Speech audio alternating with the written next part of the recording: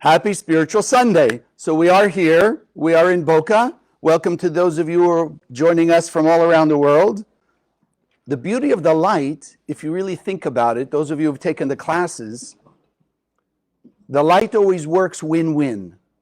The universe is win-win. If you're sharing the light, like we talk about and we will talk about today, if you're sharing the light, it's good for you, because that means more of your potential being manifest, and at the same time, it's good for the world, because people are being influenced by more light and less darkness and chaos and confusion.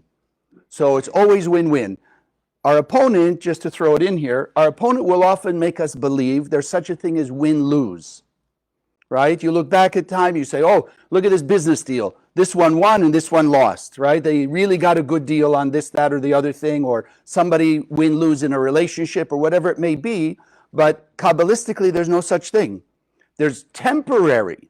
The person can think they won in the moment, but a day later, a week later, 10 minutes later, 6 years later, the effect of their reactive or self-centered behavior is going to show up. And then they've lost. So it's either win-win or lose-lose. So you and I are here in the Kabbalah Center to understand how we can operate more consciously, that we can apply the tools, the wisdom that we're learning here. So it's win-win. I mean, isn't that great? Wouldn't you be happy with that? Okay, so let's see. Most of you know our affirmation. So we're going to go ahead and say it, those of you online with us. Oh, yes, I have to put it here, right? Okay. So let's do our affirmation together. Consciousness is everything. I raise my consciousness today to see the miracles and wonders of life. I commit myself to behave with greater love, compassion, and kindness towards all human beings. And those last few words is usually where the win-win, lose-lose gets a little mixed up. Because there's often people we don't want to wish well. No? You have anybody in your life you don't really want to wish well? You hold a little animosity, resentment, hurt, anger? If not, you're coming up here and you give the class today, right? Great. So that's really the blockage, you know. Win-win is always advantage to us. And that's what we've got to keep in mind. The world around me, my world as I see it, is exactly a creation of myself. What you see around you, what you experience, is a creation of you, as we'll talk about today. So let's just get started. So the Zohar tells us the Bible stories from the 5 books of Moses.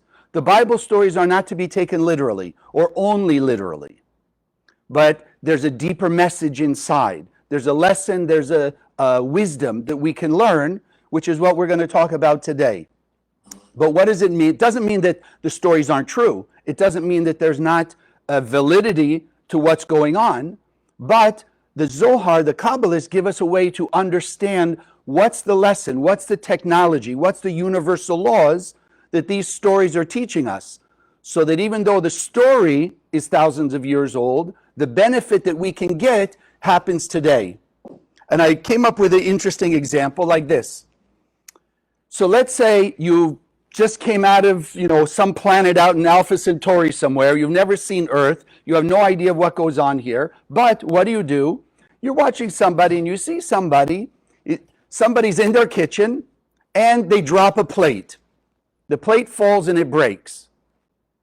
Now remember, you've never seen this before. So what could you assume if you only take that story or that event literally? You say, oh, plates can break. Plates can fall and break. But then you look in the cabinet and you see a cup. So you say, oh no, it was only the plate that could break. So I could hold the cup, let go, and it's not going to break. Are you following me, or am I too right? So then what do you try? You hold the cup, you let go, it falls and it breaks. And then, I don't know, you look at something else. You have a glass bowl. You say, well, maybe it's just the cup and the plate. It's not the bowl. So you let the bowl go. And of course, it also falls and breaks. What are all those things trying to teach us? Wow. The law of gravity, right? We want to know the law of gravity so that you'll understand you don't take anything and hold it up and let it go. And certainly you don't want to take a step off a third floor balcony and assume gravity only works on the plate, the cup, the dishes in the kitchen. We want to understand the law of gravity, and then we can apply it everywhere. Is everyone following me? So the same with the Bible stories. They are teaching us a technology. The problem is that we've so been inundated with the concept, these are to be taken literally, which we could go on in another class, and I could show you a few examples that it's impossible to take literally. And as the Kabbalists say, if you only take it, again, it's not that it's not true, but to take it only on its literal level will only cause chaos and confusion. And I don't think any of us want more chaos and confusion than we have now. No? Well, I'm just checking. Maybe some of you do. I don't know. Everyone has free will here. Anybody would like a little more chaos and confusion? I'm sure your neighbors would offer some to you. Here, take some of mine. Okay, so then I wanted to share this very powerful story that is happening or happened very recently. Bible story. It's one of the craziest things if you read it again, just literally. It's called the story of the red heifer, the red cow. Okay, the red cow. This red cow, we are supposed to understand, removes the energy of death. Meaning what? The Bible says if a person was around a dead body, they take on it's called impurity or the negative energy of death. So how do they clean that? So the story goes, they go to the Kohen, who's like the spiritual leader, the priest. They go to him with a completely red cow. They do a whole process. They slaughter the cow, they burn it, they take the ashes, they mix it with water. And now the Kohen sprinkles it on this person who is near the dead body.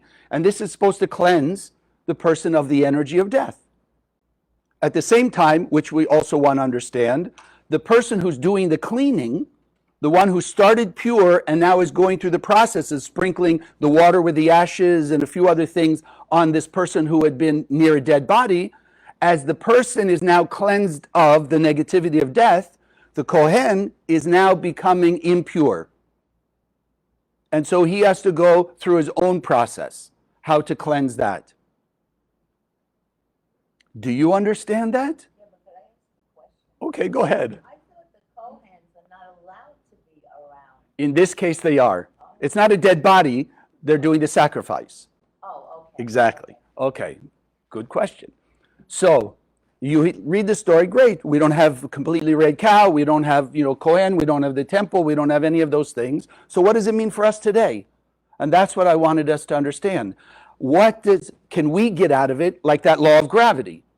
So instead of having no dishes or supporting all of the houseware shops because you keep breaking your dishes, let's understand the law of gravity. Then we can use it for our own benefit. So if we understand what this is, we can remove the energy of death from ourselves and ultimately from the world, which is the purpose of today's message. How you and I, because we want to understand, even though it looks like, but you and I learned from Kabbalah 1 right from the beginning, the illusion of the five senses. So even though it looks like death has been around for thousands of years, the Kabbalists teach us the energy of death is finite. There may have been a lot, but it's finite. The only thing that's infinite is the light of the Creator. So then think of it in simplest terms, just to start. The more you and I will take away pieces of the energy of death, the faster we use up that finite energy. To what end? No more pain, suffering, and death. When we get rid of the angel of death, all the pain and suffering and death disappears from the planet. Because remember, how did we start? We started as immortal beings. If you understand the Creator, God, whatever name you give it, is immortal, then that which it creates can only be also immortal. So we're not supposed to die. We're not supposed to die. And without going into that whole story, the whole story of Adam and Eve and the tree of knowledge and all of that, that's where death began. Which means then before they did that, there was supposed to be no death in this world. Then they made the mistake. They brought death in. Let's just call it, meanwhile, dirt. They brought dirt into the house. All they do is sweep it and get rid of it. Now it's gone. The house is clean again. This is what you and I have to come to remind ourselves more and more. Death is not infinite. Death is not immortal. Only the light is immortal. So yeah, I know we've all seen people leave this world and all of that. How many of you believe in reincarnation? Anybody? Okay, or at least open-minded to it. So if you think about reincarnation, then think about it. And okay, let's not go there. Just think about what that means. So we've died in a previous life, we went through whatever the process is, and we came back. So here we are again. Different body, maybe different circumstances, things like that. But here we are again. So what about death? Even that way we understand, or beginning to open our mind, that there is no death. It's just a transition. You're all here. Did you leave your house to come here? So from the point of view of your house, you're dead, you're gone. Right? Because you're not in your house. Your house doesn't see you. People in your house don't see you. So from that point of view, you're dead because they can't see you. And now, unless you, well, I don't think you can see a house, but unless you could see your house right over there, your house and the people in it, in essence, are also gone. Are you following me? I'm making it clear. We've got to start thinking like that because we've made death so powerful that it seems we could never get rid of it. But let's even go a different step. So we'll go there. What is death? What is death? So we want to start out understanding. We have two parts to us, two basic parts to every human being. We have this flesh and blood, the body, and we have the soul. The body's energy is selfishness. The body only wants for itself. Give me, give me, give me, give me, give me. Comfort, give me this, give me food, give me whatever. That's the influence of the body. The soul is the opposite. The soul is the light of the Creator that says, I just want to shine out to everybody. I want to illuminate other people. I want to, what do we say? Greater love, kindness, and compassion towards all human beings. That's what our soul wants. That's what our soul wants. So sadly, every time a person behaves in a reactive way, it's like a tiny bit of death. It's a disconnection from the light. Why? Because they've given into the body and ignored the soul. What is physical death? It's just the accumulation of those negative, self-centered actions. When it reaches a certain critical mass, then the soul leaves the body and we call it death.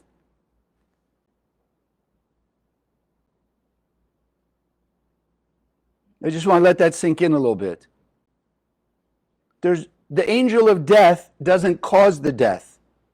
It just becomes the agent to help the soul leave the body when the person has done enough disconnect from the light that they've passed that middle point or whatever you want to call it, and then the soul has to leave, come back again in another body and start over again to do what it came to do.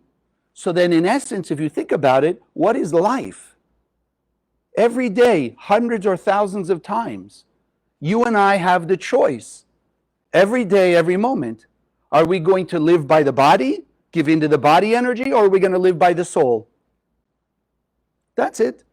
That's all life is about. Choose. You're driving down the street, somebody doesn't drive the way you like. You now have the choice.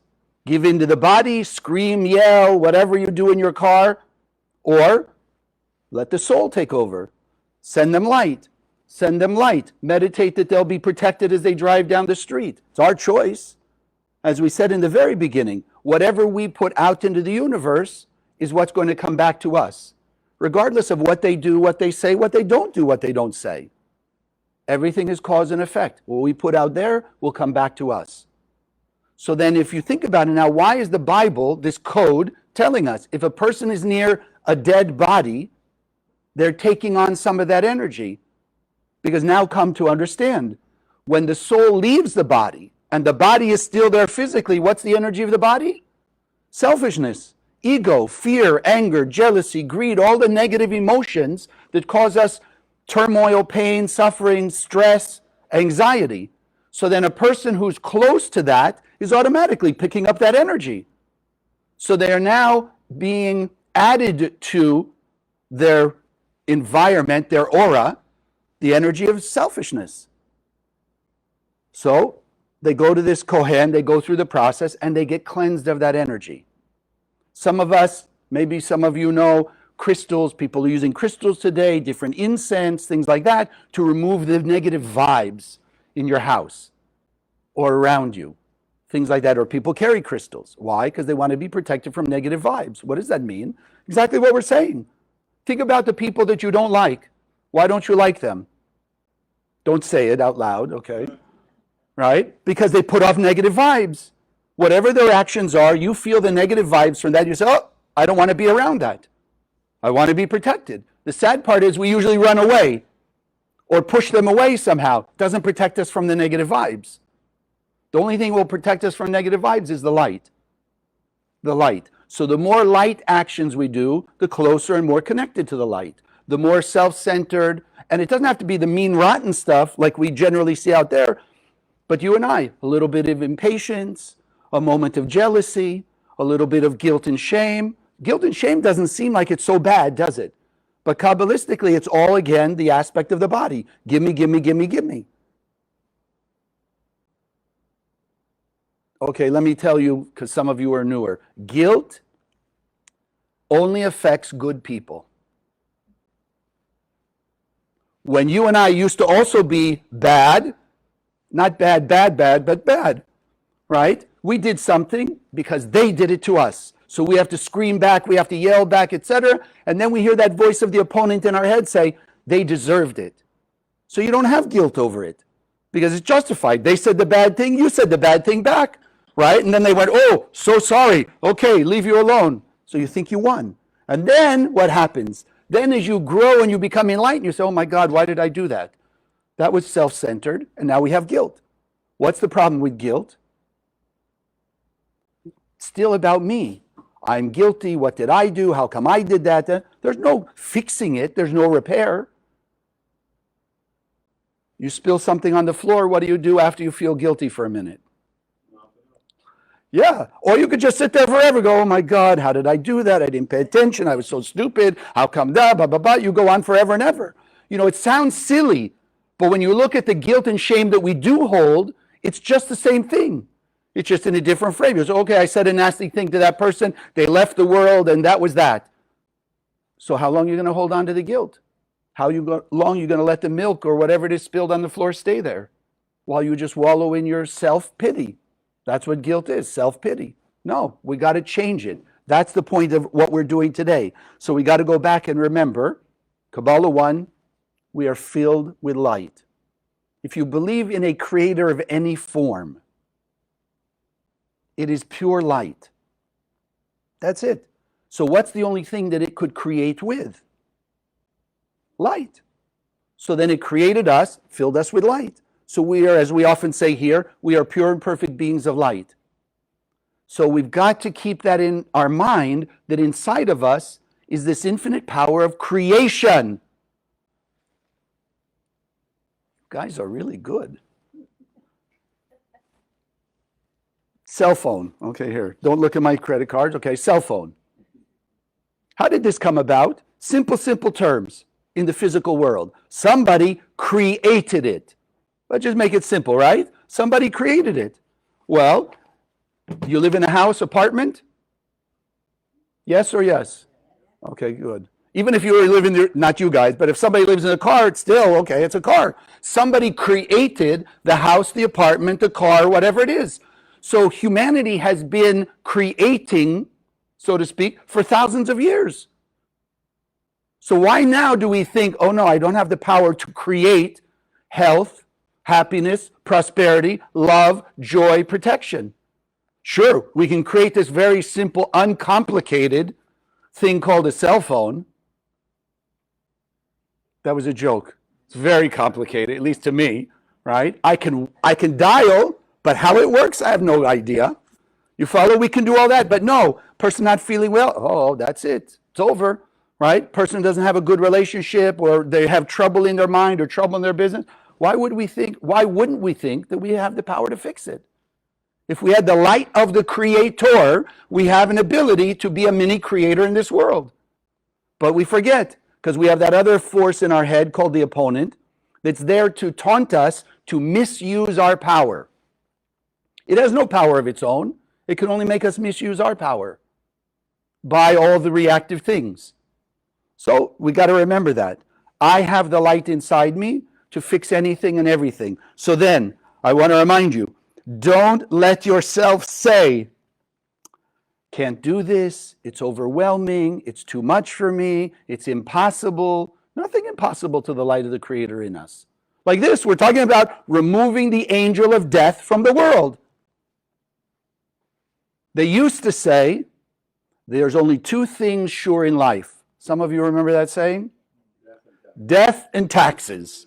Well, taxes started to change, at least for some people. And now what's happening to death? Oh, we're advancing ourselves. So it used to be 20 years old, then it got to be 30 years old. So we've been pushing off death also in those ways. So we just want to jump. We don't want to wait. So don't let yourself be saying, okay, it's too much, I can't do, or whatever it is. No. Why do we come into this world? To take the light in our soul, find a dark spot, a lack, a limitation, a person who's caught up in negativity, shine the light from our soul and remove darkness. It's not complicated. My teachers, the Rav and Karen Berg for 35 years, what do they always remind us? You walk in a dark room, how do you get rid of darkness? Scream and yell, fight and bite, tell them how powerful you are, write a check. How do you get rid of the darkness? Turn on the light. So you walk into darkness. We came here with light inside of us. You see somebody who's acting in a negative way, shine light on them. That's what we came here for. We didn't come to argue and fight and bite with them. No, we came to shine light wherever there's darkness, because then our world is more enlightened. Our world is more enlightened because we're shining more light. Like I always say here, if you closed your eyes right now, does the light disappear for me? No. But you can close your eyes, you're welcome to. Right? Put on heavy blindfold so you're completely in the dark. Doesn't change the light for me. So if I'm shining the light out where I see darkness and they want to keep their eyes closed, they're in greater light because I'm shining more light. Their soul will have a greater awakening. But meanwhile, the light is brighter for me. So where I had a minute ago confusion, what decision am I make? Now, because there's more light, it's easier to make the decision. Because I can see further down the ultimate end of this choice or this choice. And if we could see the final result, what choice would be difficult? Poison or something good, right? Whatever food you like, or some rat poison. Which would you choose? Yeah, see, we got one crazy guy debating. But the rest of us, you follow, it'd be easy, no? Nobody would touch it. But if you don't see all the way down, and somebody puts, the rat poison in whatever, sweet something or other, a person might say, oh, sweet, cookie. Eat the cookie, great. But as you go further down that road, then it becomes poisonous. I just want to make sure I'm not blowing your circuits yet. Okay, good. All right. So, you want to get started? Should we try something? It's not overwhelming. It's not impossible. And it's a question of how much light and blessing you want. So just to sort of kick things off and start setting a pattern, because cosmically we're in a month that can be very extreme chaos or very extreme harmony and order. We decide how much on either side. So I'd like to at least offer this, and if you're willing to do it, right, those of you who are, and those of you online watching us, the same thing. Close your eyes. Take your glasses off so I can see if your eyes are open. No. Right? He's hiding behind. Not you. So close your eyes. Here's the tough part. Think of somebody that you have some hurt, resentment, some discord with.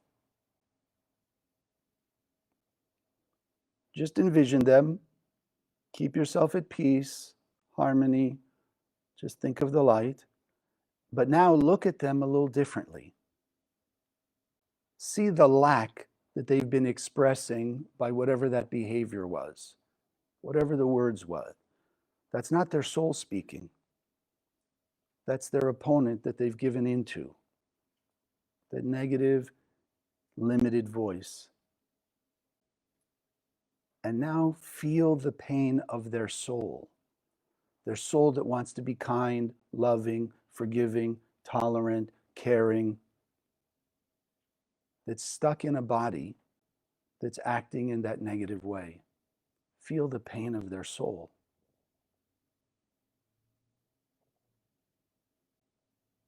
And now realize, remember, you have the light of the Creator to take away darkness for you and for them.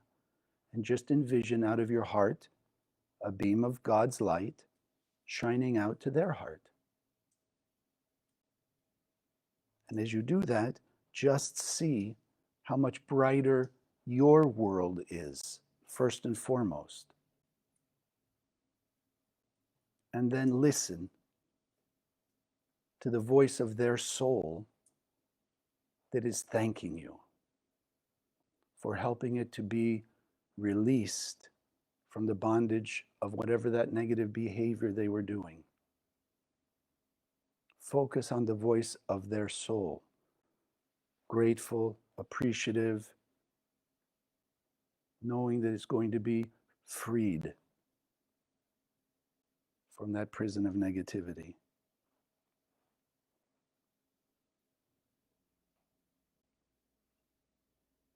And then just notice how much better you feel. A little more at peace, a little more serene. That tension and stress, hurt and anxiety disappearing in the energy of the light of the Creator.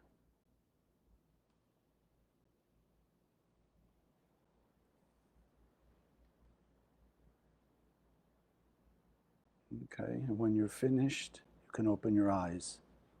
Let's continue. You could do that with anyone, everyone, anytime. You can go back to your childhood. If you remember past lives, go back there. It works the same. Like we spoke about today, the principle is the principle, the law is the law. So that energy of extending light, even if the person's left the world, envision them. Do the same thing. Envision them here in front of you and do exactly the same thing. Feel the pain of their soul. Send them light. Remove your darkness that was being held against them. Remove their darkness and listen to the voice of their soul. And if you want, you could probably hear the voice of your own soul, appreciating that you just released a little more of it to bring you the blessings that the Creator set out for you. So let's go just a few minutes into the story. You want to take the story of the red cow and bring it to 2022. Or when you'll be watching this in 8 months, 2023. Okay. So what's the red cow? The red cow is us. The red cow is us. The Kabbalists say the stubborn, the negative, the angry, the resentful, etc. That's us. That's us, right? And so it's brought that impurity. It's brought that disconnect from the light, which is a form of death. I mean, think about it. You ever had a good friend or a family member or whatever, and then something happened in the family or something happened in the dynamics, and that's it, right? They're out of your life since then, yes? Isn't that like a death? They died. They went away, right? That's also a death. End of the happiness of the relationship. End of the peace of mind, whatever it is. So death doesn't only mean the actual soul leaving the body. It's when you're driving down the street and you're happy, you're excited, you're going to a party, you're going to some social event, and that person, whatever, stops at the yellow light and you wanted to go through, or they do something you don't like. What happens? At least for a moment, death of that happiness, right? Now you're not so happy. You're a little angry, you're a little resentful. Maybe now you're stressed out because you think you're going to be late, whatever it is. Where did your happiness go? In essence, it died, meaning it got covered up with those negative emotions. So the red heifer is us, caught in this illusion of all this negativity. Now, in the story, why did the person came to realize that they were around a dead body. Maybe they happened to be there when the soul was leaving. Maybe there was a dead body in the house and they just came to visit and didn't realize the person, had died already, whatever it may have been. And now they realize they're infected with this energy of death, desire to receive oneself alone, disconnect from the light of the Creator. So what about us? In fact, for me, it's the way I would look at why you and I are here in this room right now, or if you're watching online, why we're in the Kabbalah Center. Because somehow we had a wake-up call. We started to realize, I'm sick and tired of being sick and tired. I'm sick and tired of this negativity, this stress, this anger, this hurt, this physical ailment, whatever it is. Sick and tired. Because up to that point, we were willing to accept it with the help of that opponent telling us why. Well, the terrible doctor. The doctor messed up the surgery, and therefore Joe Smith is suffering. right? Or so-and-so cheated in the business and that's why they don't have the money, right? Up to a certain point, we've been happy to accept that justification. And then one day we wake up because our soul is awakening inside with all the light, says, no, no, no, no. You have power to change that. The Creator gave you the power to change it, but you have to change it. Nobody's going to change it for you. We can help each other, support each other. That's what the purpose of the center is. But nobody can do it for you. We have to do our own transformation. So we have to be willing then, if once we wake up, one is to accept responsibility for what's been going on. And two is actually, we already started, we want to just really sit in the feeling of the pain of our negative behavior, of that negative emotion. That's what finally brought the person to go to the Kohen and do the sacrifice of the red cow, etc., was the realization and the acknowledgement of what chaos it was causing them. So it's for us the same thing. The person has a repetitive, I know somebody has a repetitive health issue. Or like they used to, well, should I go there? You know, it used to be flu season. You remember that? It was a flu season, cold season. And people would have the same cold, the same flu every year. All the rest of the year, no problem. Flu season comes along, suddenly they got the flu. Why? Because they accepted it. They accepted flu season, they got to have flu. Why they had the opening? They have to ask themselves, but they have it. So we have these repetitive things. Things in business, things in relationships, things in health. So we have to be willing to acknowledge the pain, feel the pain, and then we can change it.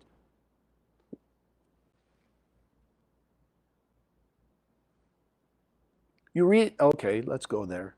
And just for the example, you look around the world, you see what's going on in the world. Triggers some kind of hurt, some kind of negative emotion in us, yes? Anger, resentment, fear, whatever, jealousy, greed, judgment, etc. That's what we've got to start waking up. In Kabbalah 1, we call it pause. At that moment you're triggered, the challenge happens and you're triggered, pause, wait a minute. Let's start identifying what is that emotion. What is that emotion? Because it's a message from my soul. It's not a problem. It's not a problem. The emotion is the raw energy material that we can use to transform and remove the darkness. If, in, again, simple physical terms, turning on the electricity makes the light go on. Turning off the electricity makes the light go off and the darkness show up. So even the darkness is related to electricity, if you're following me. So it's the same energy. The light of the Creator used in a sharing way, it's forgiveness and tolerance and compassion. Used in a negative way, it's judgment, anger, resentment. But it's all the light of the Creator. So the Rav and Karen used to tell us the emotion is not the problem. You know, you and I sometimes as we grow spiritually, we want to say, oh no, I shouldn't feel angry. I shouldn't feel jealous. No, the feeling is not the problem. Without feeling those emotions, you have no energy to transform it into its opposite. If you don't acknowledge you're feeling greed, then you have no power to act with generosity. If you don't acknowledge the emotion of judgment, then you have no energy to be transformed into compassion or understanding. So you can't throw away the emotion or ignore it. We want to embrace it and then use it. So the emotion is not the problem. It's what we usually do with the emotion. When we take the emotion and then we act out of anger, we act out of judgment, we act out of greed, we act out of ego. That's where the problem comes in. So this whole process, remember, the pure becomes impure, which means we've got to feel that emotion, right? Walking down the street thinking it's everybody's problem, they did all the bad stuff, I'm okay. You follow? So we think we're okay till we wake up and say, wait a second, I'm realizing I'm the only common factor in all these troubles that I've had. So it can either be there's a worldwide conspiracy against me, which I used to be very involved in. Now I realize, no, it's a Chaim-wide conspiracy, right? The voice of that opponent in my head tell me, oh, Chaim, you can't do this, and look what they're doing, and this, and then used to give in. Now I'm getting much better at not giving in and say, yeah, you're right. I don't share enough with that person. I don't share enough in that way. I don't share enough in this way. I've learned, and we teach here, how to use that opponent that's actually pointing out and making us, stick us a little bit, hurt with anger and this, but he's pointing out really where we don't share. So then our job is to share. Now, the thing with the ashes, they take this red cow, they burn it, and then they use the ashes mixed with water, and now they sprinkle it on the person. So I heard Karen Berg, my teacher, was talking about what ashes. Ashes, there's a Kabbalistic distinction between, let's call it dirt and ashes. Dirt, if you're a gardener, you want to put dirt, right? Because you put the seed in the dirt and the flower or the tree or the whatever it is grows. But you put ashes are nothing. They're like, there's a physicality to them, which we're going to talk about here in a second, but you can't grow anything in it. If you just had a big pot of ashes, no dirt or no fertilizer, whatever, the seeds would never grow. So the lesson from that, she was saying, is what? Sometimes we feel, even when we look at ourselves and we see what we did and we're identifying our negativity or whatever it is, and then we go into, because that opponent's always there, what are you going to do about it? You have no ability. You have nothing, like an ash. You got nothing. No, even the ashes, this is what she was reminding us, even the ashes, if it exists physically, it has an aspect of light in it. Otherwise, it couldn't exist. Nothing exists in this world physically without the light empowering it to just have physical existence. So to remember, not only are we just the ash, even you want to say that, I'm such a lowly person and we take ourselves to task and we believe what we've been taught growing up or things like that. No, we got to realize, even ash, even if they say I'm the lowest person in the family that they know or whatever, I was last in school, but I still have light in me. I have something I can offer to change my darkness to light, to extend towards other people. There's always something. That's what we've got to keep in mind. It's impossible to say and be true, we have nothing to share. May not have a lot of things on the physical level, but we have the infinite light of the Creator in our soul. And all we have to do to share that is just think. Extend a beam of light from my heart and soul out to you and through you to the whole world. And you know what will happen?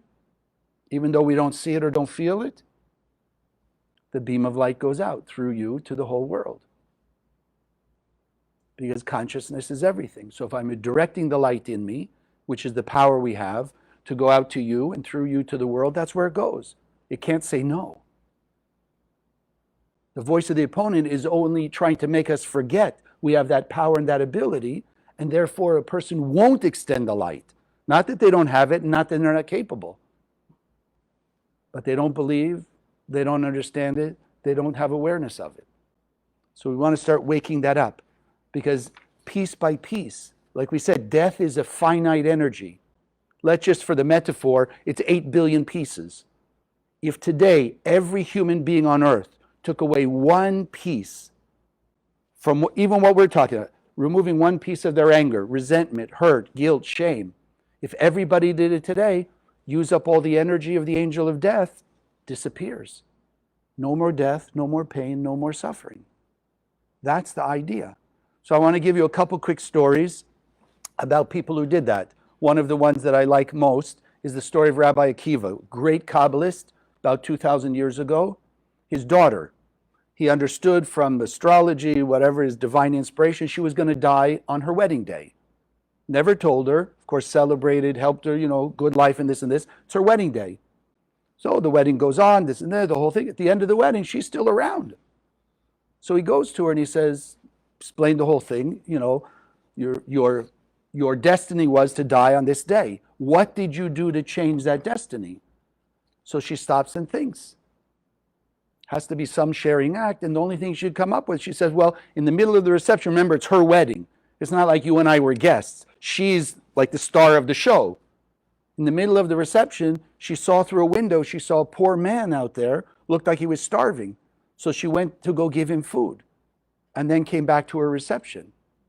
And then, so Rabbi Akiva, being who he was, they start looking around. And of course, in those days, walls were not the same walls like we have, but they found that when she took off her veil with a big hat pin, and she stuck it through the wall. On the other side of the wall was the poisonous snake that was supposed to kill her. She had killed it, right? Why? Because the action of sharing. One other story, there's a story in the Zohar of this man, the students of Rabbi Shimon are observing, this man, he's doing whatever he's doing and he's on the edge of a cliff. And suddenly he has these two miracles saved from death. So when they go to talk to him, they say, what do you do? They explained, because he didn't even realize he was being saved from death. What do you do that you merit being saved from death like this?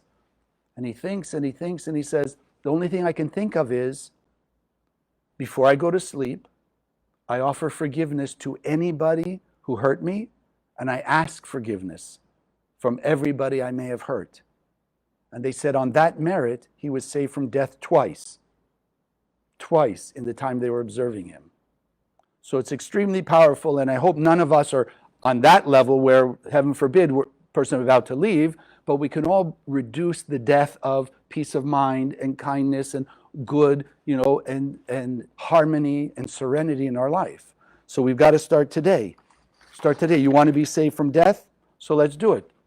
Transform. Just realize all your negative emotions are your raw material. Make use of them to turn them into good.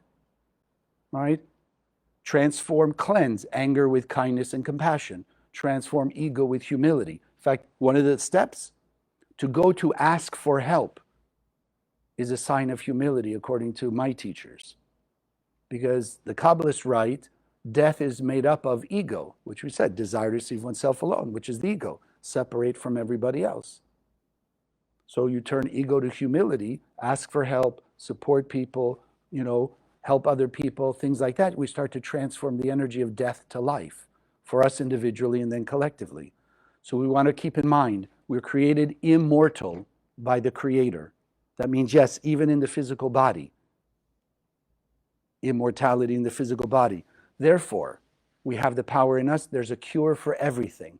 There's a technology. We can learn from the stories of the Bible through the Kabbalistic understanding. You could take the classes and start to learn the technology, using the tools, how to awaken the light and removing the energy of death.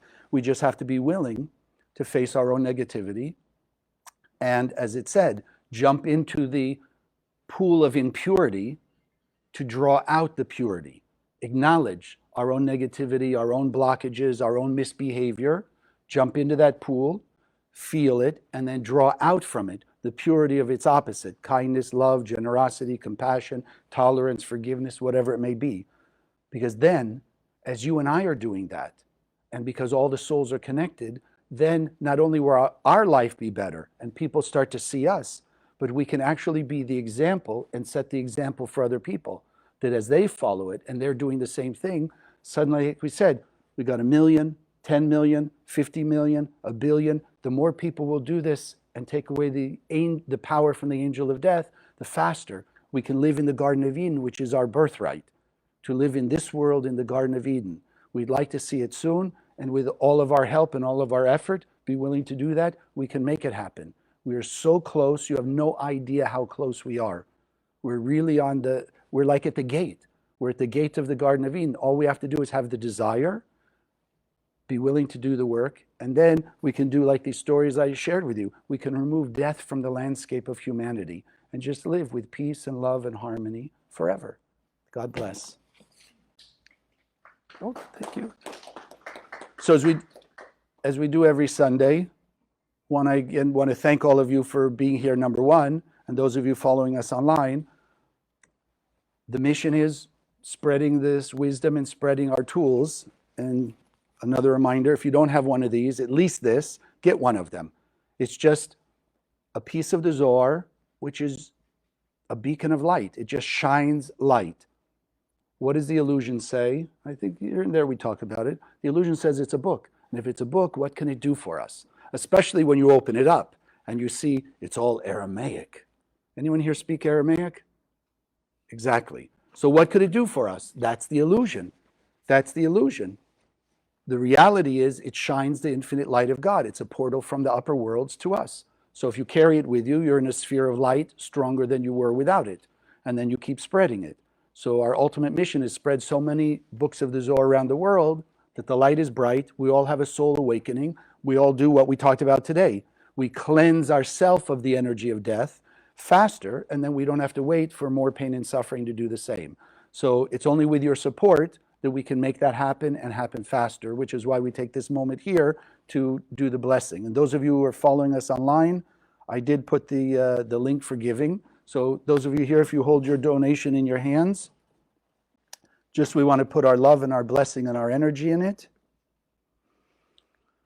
And then we'll have our meditation on one of the 72 names.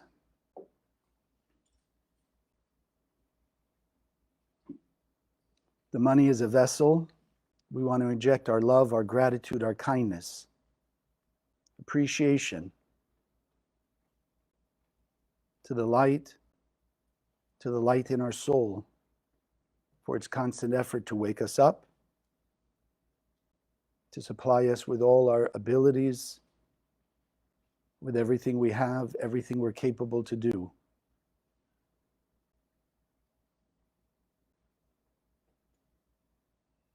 And with love and gratitude, we inject that into this offering that through the center, through the projects of the center, it will reach the heart and soul of 8 billion people. Because once the heart is awakened, then each of us will feel, see, and have greater certainty the unity and the oneness of humanity,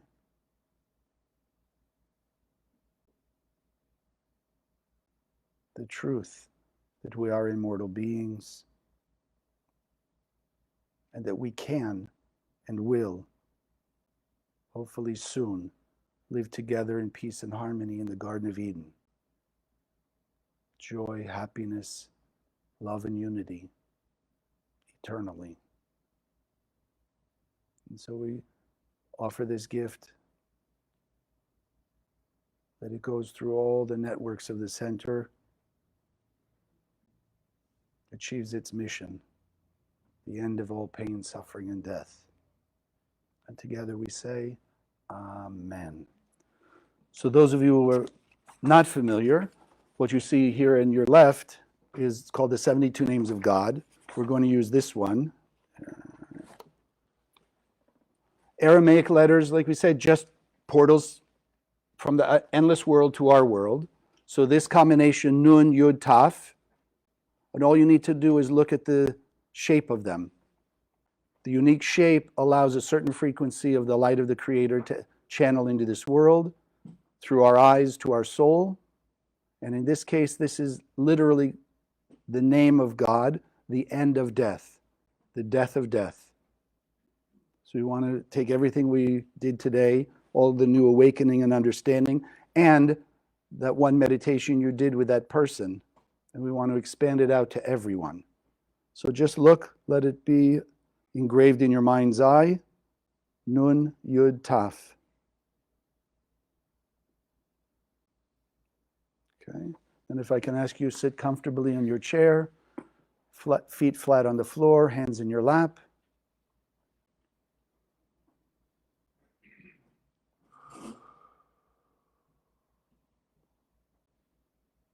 Just take a few deep breaths, breathing in through the nose the light of the Creator with the air. Hold the breath for a moment, that it will infuse from head to toe, and then exhale through the mouth, allowing whatever blockages, tension, stress, obstacles to be released from within you.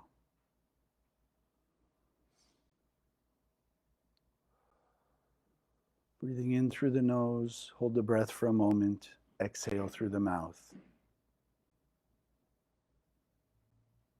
Strengthening the circulation, not only of the physical breath of life, but the true breath of life of the soul.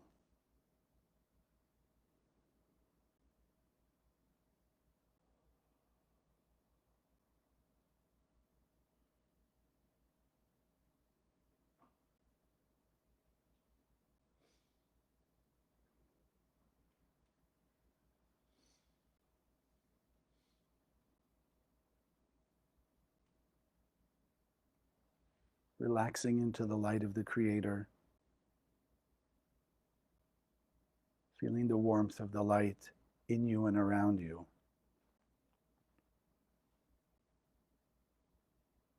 Greater clarity, certainty, and trust in the light.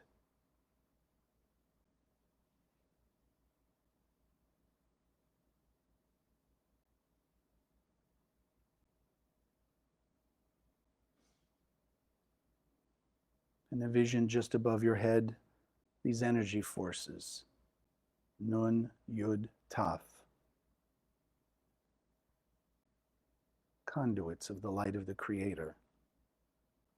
That is, these particular three frequencies joined together, it is the power of so much light that we can remove the darkness called death, disconnect, short circuit from the light.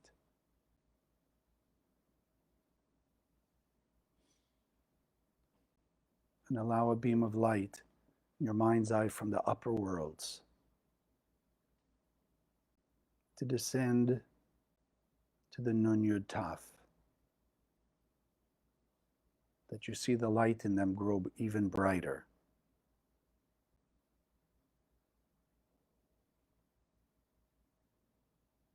See them shining.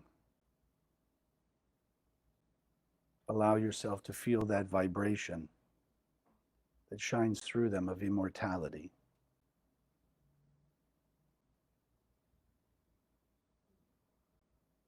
And now bring that energy force, Nun Yud Taf, through the top of your head. That this energy of immortality, health, vitality in all ways, uncovering that pure and perfect soul energy, the immortal being that the Creator created. As it passes from head to toe, activating the pure light in every cell of your body, your being, physically and spiritually.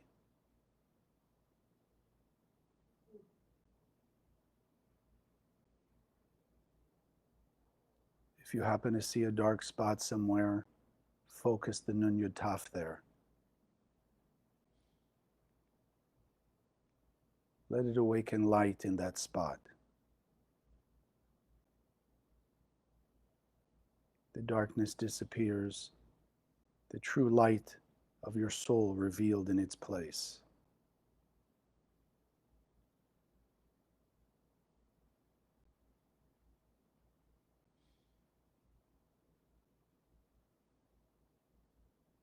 Extend it all the way down to the bottom of your feet.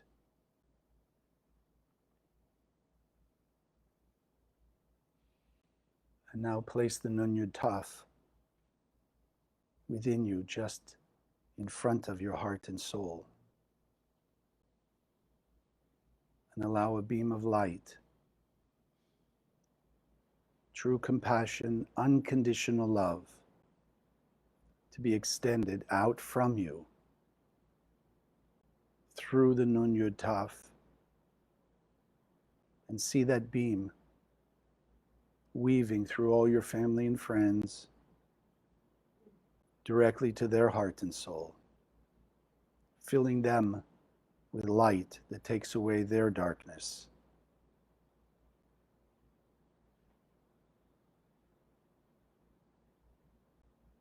And then allow it to go out from them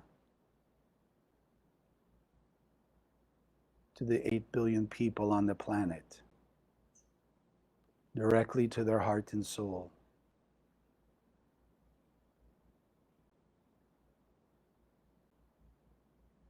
Reminding yourself, strengthening your certainty that the light of the Creator, as we channel it out to the world, is the only way to remove all the darkness, all the discord, all the chaos, and to reveal the true oneness, unity, peace, harmony, and love.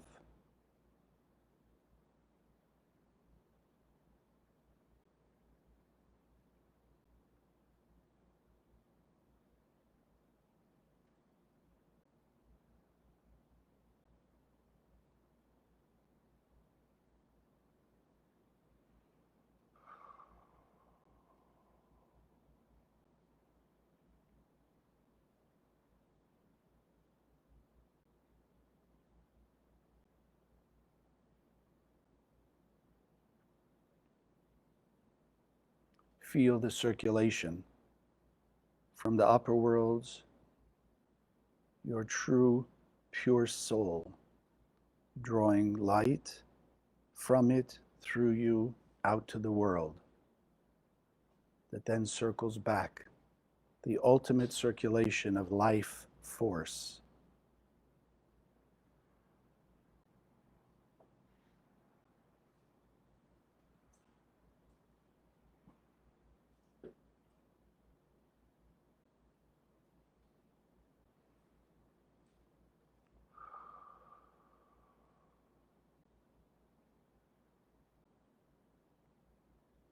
Record in your heart, your soul, and your mind this new feeling, this new vibration of greater vitality, love, peace, and certainty.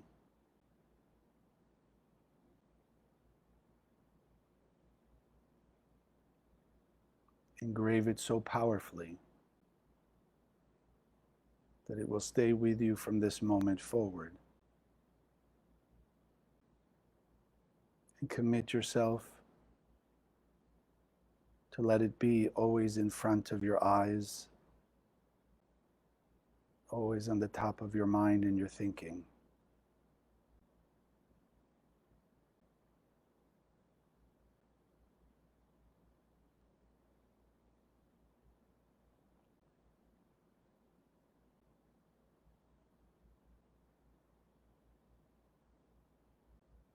And to remain open to ask the help of the light of the Creator and the light in your soul to maintain and grow this consciousness.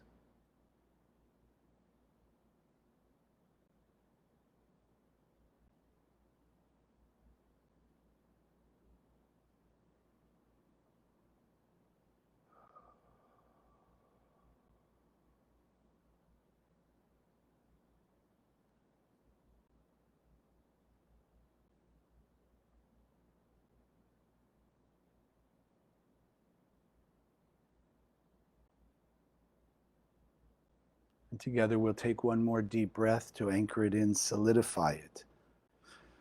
And slowly exhale and open your eyes.